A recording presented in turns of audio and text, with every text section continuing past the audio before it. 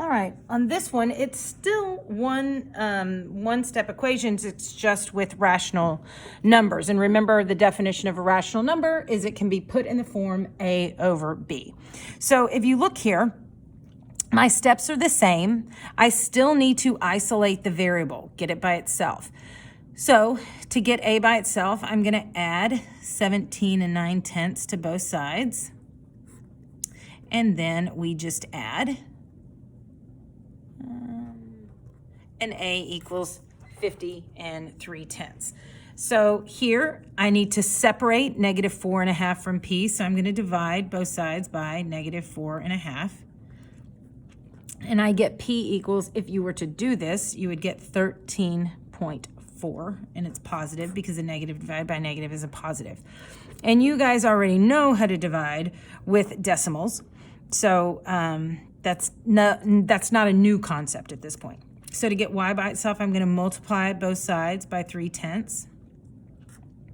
And I get 4.8. But of course, symmetric property, y equals 4.8. So that's with the decimals. If you have questions on the decimal part, let me know. In math, what we deal mostly with is fractions. Science deals a lot with decimals.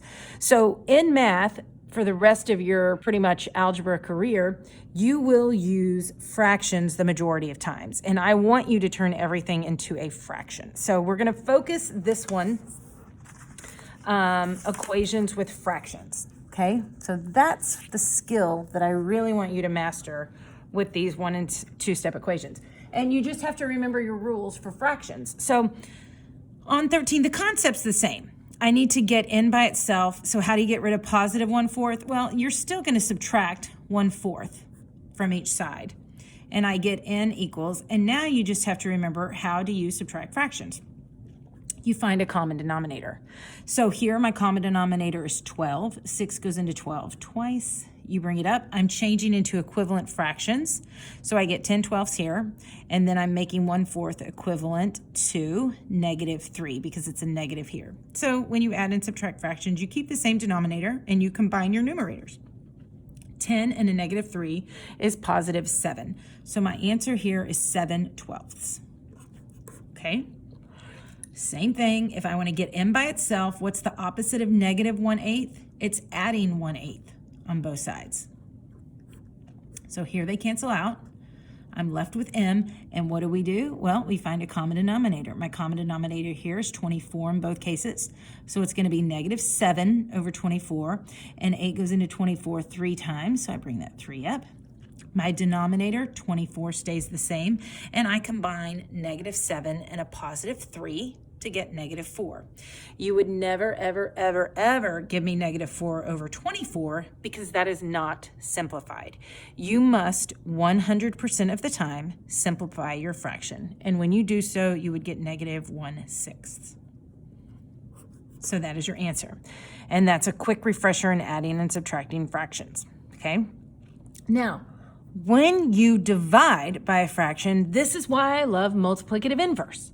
So to divide by a fraction, you just multiply by its inverse. And that's why we took so much time really knowing what multiplicative inverse was. Because here, I still want to separate 2/3 from x. And how do you do that?